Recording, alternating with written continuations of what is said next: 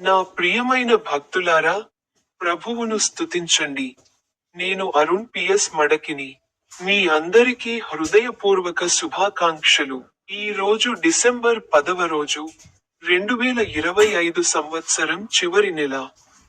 బైబిల్లోని ఆయన మాటలలో ఒకదాని నుండి నేను మాట్లాడుతున్నాను.